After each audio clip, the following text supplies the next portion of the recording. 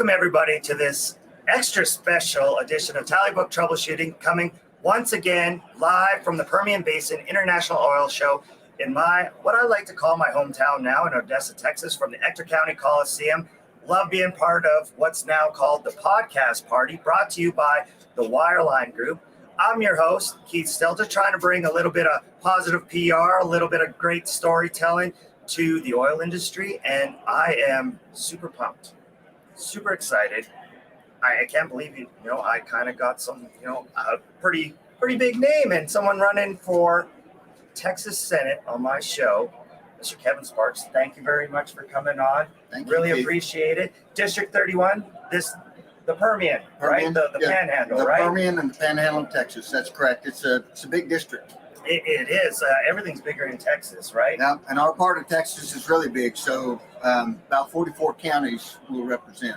Oh, wow. I didn't actually put that into perspective. That is a lot. That's a lot, yeah. Lots covered. I'm a guy that grew up in Canada. I moved down. My wife's from Texas. I love Texas. I love West Texas. I love how, the conservative nature of it handled, the lockdowns and the way everything's kind of progressed in the last little while. Tell us, you're running for Texas Senate. Yes. Do a little introduction yourself, what you're about, and kind of why you're doing that. Yeah, sure. So I am Kevin Sparks, and I'm running for Texas Senate District 31. I grew up in Midland. So you're a local. I am a local. You got to be one of the only ones, right? I grew up in Midland, Texas. My dad was in the oil and gas business, so I grew up going to the field with Dad, hanging out on the drilling rigs, and I knew by the time I was in junior high that's what I wanted to do.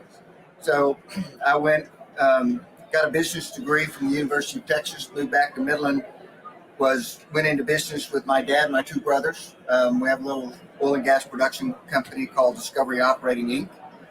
And I came back into the industry in 1986, which is when everything collapsed in the mid 80s. And so I spent my first almost 3 years as a pumper and a roustabout, learning all about the nuts and bolts of our industry.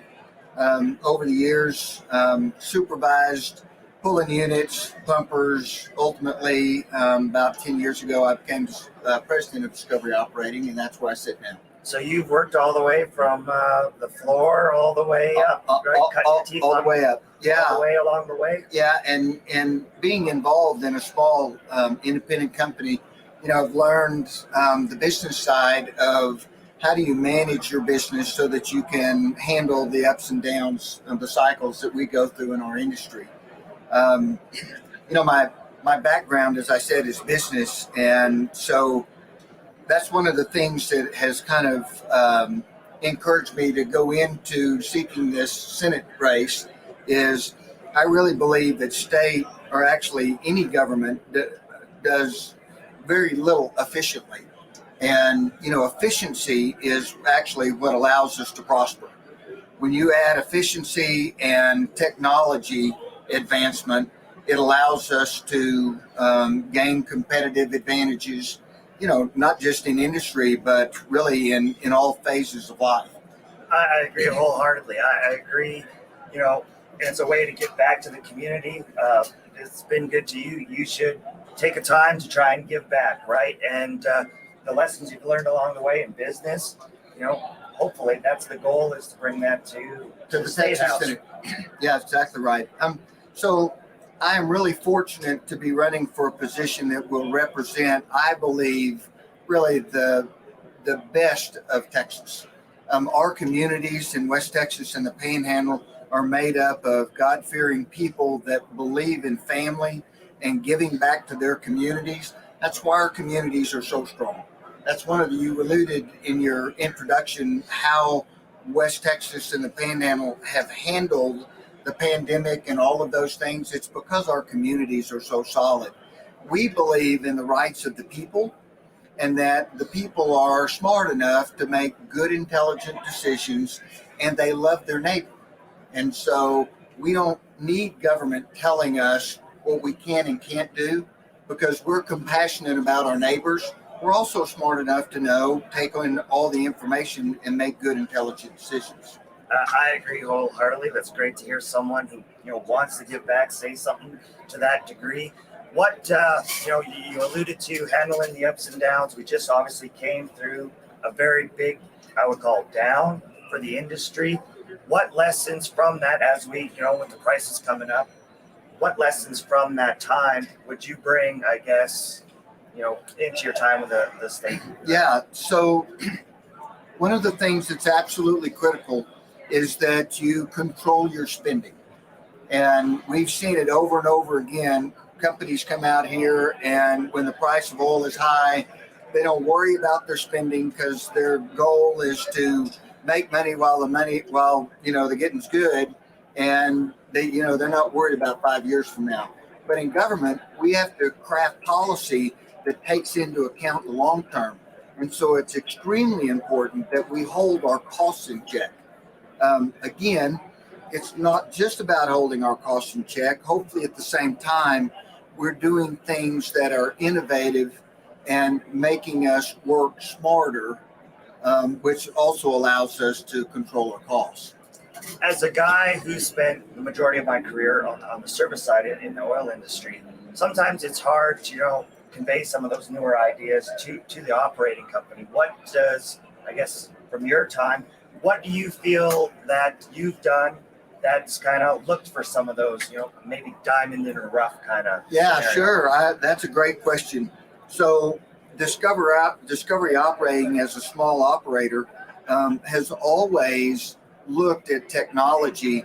I mean, we make the oil show every other year when it's here, because you get the opportunity to kind of see all of the new things that are coming down the pipeline as far as technology. One thing specifically, and I was conveying this story earlier today, back in the late 80s, my brother Jeff and I were here at the oil show and were introduced to a computer program.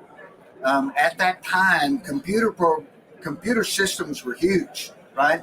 They were, and this was basically an accounting system for oil and gas that allowed us to bring all of our oil and gas accounting in-house on personal computers, as they were called at that time. It revolutionized our back office for Discovery Operating. That's just one example. I can imagine the life of Apple IIe and all that kind of stuff way back when. I remember it well. I know maybe I don't look like it, but I remember dealing with some of that way back when. So that's an older example. Can you give me something, a little bit more recent that's kind of impressed you? Oh, sure. More recent, the whole bit technology, when we went from conventional cone type bits into PDC bits, it always takes a while to fine tune innovation, but I mean, it's made a world of difference in how quickly and how efficiently we can make whole in our industry. Excellent. Another thing, that's come up, and I wouldn't be doing my own company just if I didn't mention, what our president's kind of pushing is, flare reduction and that sort of stuff. Do you see that as being part of, newer technologies, being open to that? Absolutely. Obviously, our industry continues to come under heavy pressure from environmentalists, and so the ability to reduce our flaring and actually capture that and put that down the pipeline to increase our revenue stream is critical, and it makes absolute sense. I always thought, why are we just wasting this commodity that some people are just paying, they're heating their homes, other industries are needing it to smelt steel, and here we are in the Permian just kind of letting it burn off. So yeah, and that really has in some aspects given our industry a little bit of a black eye. It's really short-sighted on production companies to go out and do things when maybe the infrastructure is not quite ready. I think we can do better planning in some of our projects so that we reduce flaring altogether, but also on the production side, taking advantage of new technology to help reduce flaring and capture that additional revenue stream makes absolute sense. Kind of switching a little bit of gears here. We're on a podcast where on LinkedIn Live. We have people kind of tuning in. Hopefully, we have some people tuning in. You never really know. One thing I've noticed here as I've tried to get on this, podcast, my shtick is trying to good stories for the oil field, stories of ingenuity. We're not just these dumb rednecks. I get a lot of pushback from a lot of operators don't want to come on and share those stories.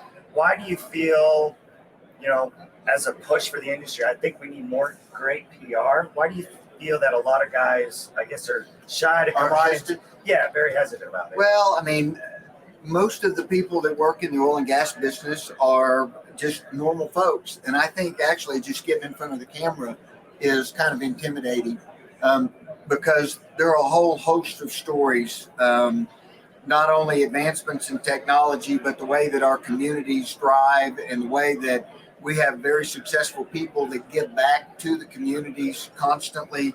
I mean, there's stories about that all over the patch. I agree wholeheartedly. And there's no definitive school that you can go to learn all the knowledge. It's got to be out in the field. You learn by, the challenges you've come across, face, and sharing that knowledge amongst each other. So it is, great having you on here and adding a little bit to that. People get to see, that, one thing that comes to mind in recent, there was a Wonder Woman movie a couple, 2 years ago? 2 years ago, yeah. The bad guy was an oil man or oilman. Yeah. A little Canadian came out there, I guess. Was a bad guy, but he was even, his head office was in Washington, D.C. I don't know a whole lot of operating companies that have their head off. So they don't even know anything about the industry to even kind of give it, No, they want to give us a black eye. To circle back to one of the reasons that I'm running for state senate is Texas does not have a single state senator that has any oil and gas experience. Wow. Yeah, I mean, it is shocking. It's almost reprehensible when you think that the oil and gas industry equates about 35% of our state economy, and we don't have anybody in that ruling body that has any idea what happens in our industry or can speak to intelligently the issues about our industry. I'm kind of letting them all. In Texas, you'd think somebody at some point would have wanted to, or I'm not saying there's never been anybody. Oh yeah, I'm just saying currently, which I think is one of the reasons I was fortunate to have President Trump's endorsement a couple of weeks ago, and I think he understands. Actually, I know he understands how important oil and gas is to Texas, and ultimately to the United States. And so, it's critical that we have some expertise in the state senate. I agree wholeheartedly.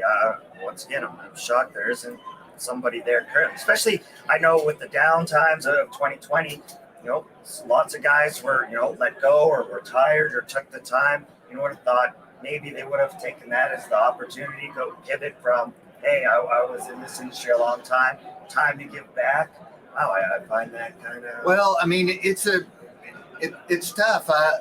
This race, because our current senator's been there since 2004, it's not very. His voting record shows that he's not very conservative, and it's hard to unseat a 17-year incumbent. But that's what we intend to do. Not to put you on the spot, what is one of those for that voting record? Can you pick one that you would have, man, I really wish it would have went the other way, that you would have supported a different way? Yeah, sure. Our current senator has voted several times on issues that would have helped reduce property tax. And I really do believe in the state of Texas, we need to reduce property tax because it's killing the local citizens.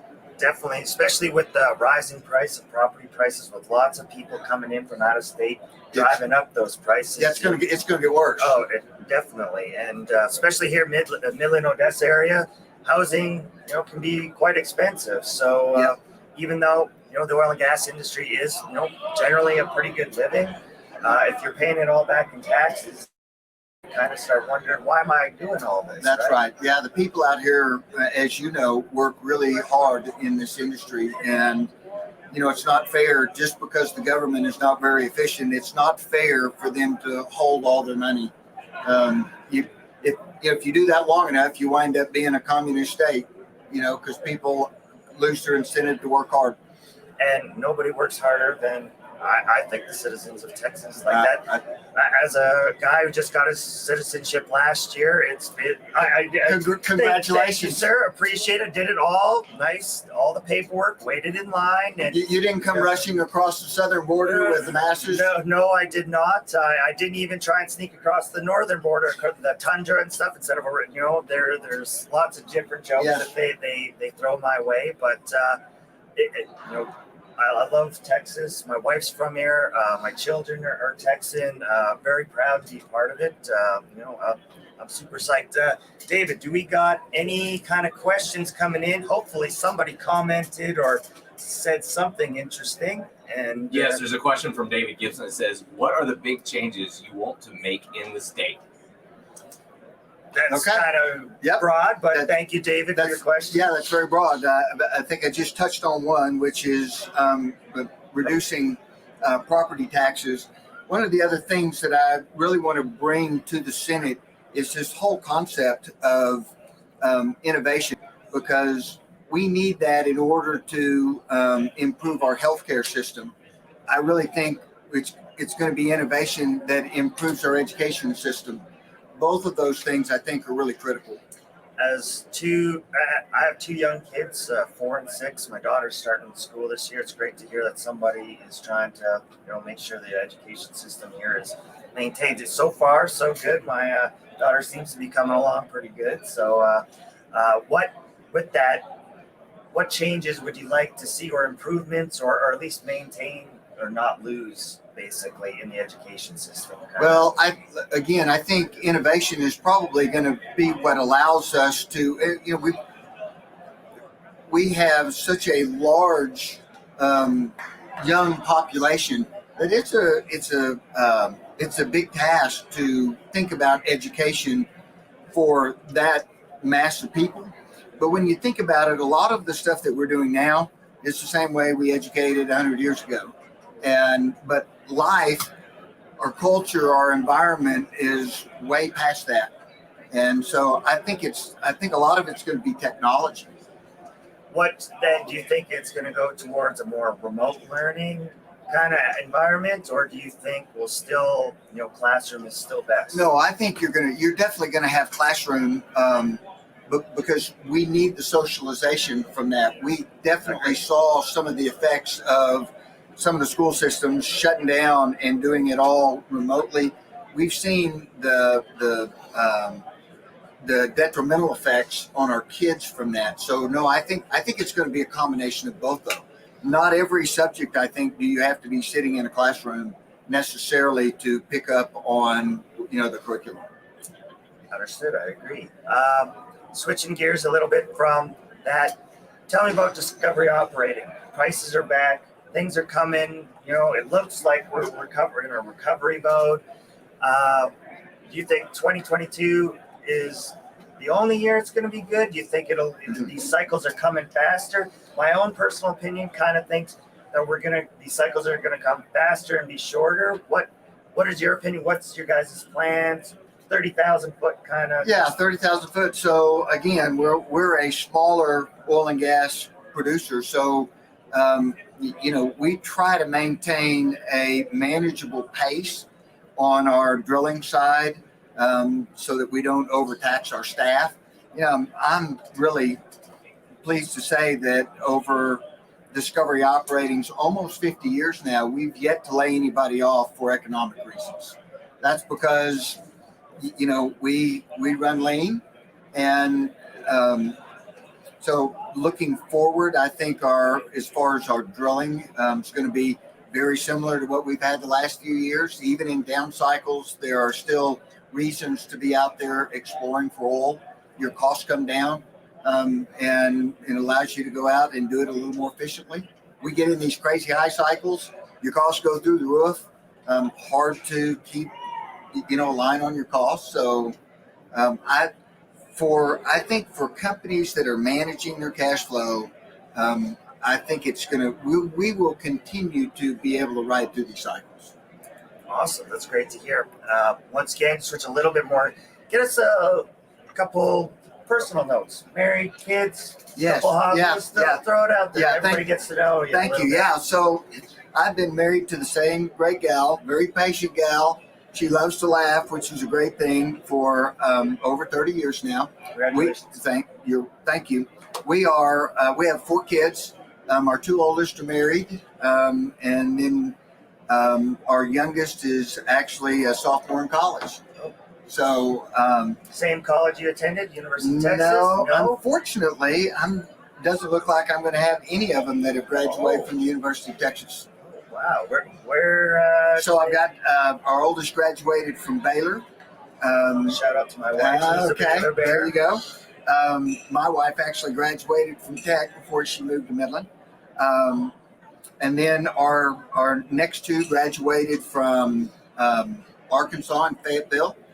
You know, when you grow up, and our youngest is actually a sophomore at Arkansas. When you grow up in the desert your whole life, not a bad thing to go experience some different environment, and that's what they've chosen to do. Awesome. Any grandkids? No grandkids, much to our chagrin, Oh, but we're still hopeful. excellent. And for fun, what do you do on the weekend when you finally have an hour to yourself? Well, so when you're campaigning, I have just recently found, for a district that has 44 counties, you don't have any of that time. But when I get to a point when I do, I enjoy, I enjoy outdoor sports. I enjoy fly fishing, hiking. I just enjoy being outdoors. You ever do any fishing up in Canada? I have never fished in Canada. My grandfather, he used to go with a group of men. They'd take an RV and spend about 3 weeks every summer up there, and I'd love to do that. Oh, some of the cold water stuff up there is really good. Northern Pike, just some great stories. Yep. There's a lot of large fish stories. Half are true, half are made up like any other. But Just like hunting stories, I'm a big bird hunter, and so that's one of the other things that I'm hoping to get to do is continue to, bird hunt. Perfect. And tell everybody, when's the election? Okay, so typically the primary, which this will be a Republican primary, will happen in March, and all of that is not completely solidified since we're in a redistricting year, but it's looking like we may hit those targets where our primary will be in March. Be sometime in the spring for sure. Perfect. And sure there'll be a big announcement we can all follow up on. David, any other questions come in or intelligent comments that might have gone Yeah, so by? we've got a question here from Cristobal. What do you think about the energy transition? Personally, I have fear about this. It's Cristobal Fernandez Salgado. Yeah, so I'm assuming he's talking about this idea that we're going to completely get away from carbon-based energy, which it's not really possible.